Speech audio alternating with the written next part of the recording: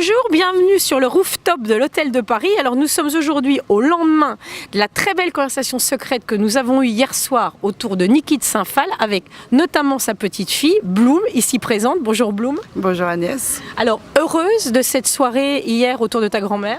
Oui, c'était très émouvant. Comme tu as pu voir, j'étais très émue. Les paroles de Frédéric m'ont vraiment touchée. C'était très sympa, l'ambiance. Après aussi, les gens qui sont venus nous parler, merci Agnès, bravo. En tous les cas, c'est vrai qu'hier soir, on a eu deux intervenants de choix. L'un, Frédéric Mitterrand, qui est très proche de la famille donc depuis longtemps, qui avait connu ta grand-mère avant même que Jean-Gabriel s'occupe de l'œuvre, etc., qui t'a connu toi comme jeune stagiaire dans son émission du côté de chez Fred. Donc on a eu Frédéric qui nous a fait véritablement une analyse de l'œuvre, mais une analyse passionnée, j'allais dire, émotionnelle. Très touchante. Très touchante. Il a les mots justes, il a une manière d'exprimer, une sensibilité qui m'a assez bouleversée, je dois dire. Voilà. Alors on a parlé d'elle, on a parlé de son travail, on a parlé des quelques couacs qu'elle a eu dans la vie, mais qui finalement ont été fondateurs, j'allais dire. On a parlé aussi du fameux Jean Tinguely, ton lover. Oui, le fou des machines, le fou de la vitesse, le grand charmeur, one of a kind. Oui. Le grand charmeur et puis celui qui a su avec Niki créer ce couple extrêmement fructueux, fécond, prolixe, des histoires d'amour comme on en rêve. Oui, je ne sais pas si on en rêve de ces genres d'histoires d'amour, c'est très compliqué. Ah oui, oui, quand même. Mais bon, c'est-à-dire que ce qui est touchant, c'est qu'ils sont restés amoureux par leurs œuvres jusqu'à la fin de leur vie, même si l'un et l'autre avaient toutes sortes d'histoires passionnées et passionnelles à droite à gauche. Oui, enfin c'était des histoires qui sans doute nourrissaient la créativité, comme on dit. Entre autres. Alors toi, comme tu dis également, sans doute évidemment, j'allais dire, dopé par ta grand-mère depuis le départ, tu dis que ta religion c'est l'art. Qu'est-ce que ça t'apporte de vivre finalement avec les artistes, de vivre dans l'œuvre de ta grand-mère aussi, de vivre même quand tu es en France dans sa maison, qui je crois est à côté de Barbizon? C'est absolument, écoute...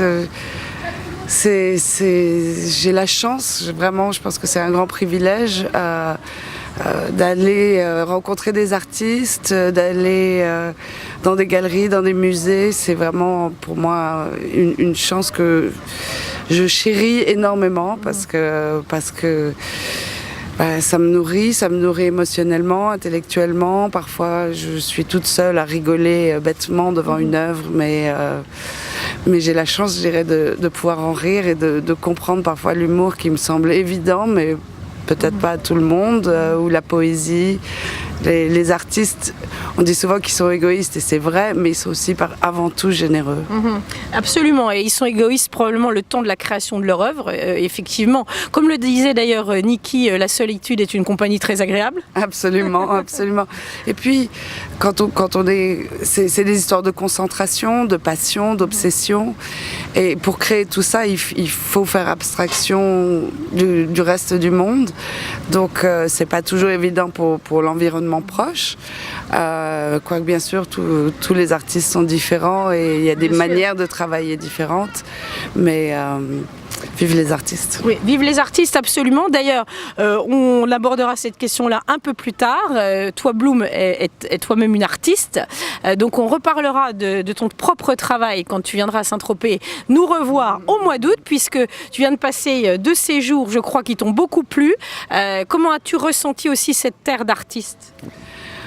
C'est très sympa Saint-Tropez, surtout quand on est si gracieusement et généreusement accueillis. Merci à tout le monde, à ton équipe, à toi, à Yves, à l'Hôtel de Paris, à la mairie, à Jean-Gabriel, Édouard. C'était mémorable, ça, il n'y a aucun doute, et j'espère revenir bientôt. Eh ben, nous l'espérons aussi. Bloom, merci beaucoup. C'est ça quand on est la petite fille d'une grand-mère telle que Niki de Saint-Phal.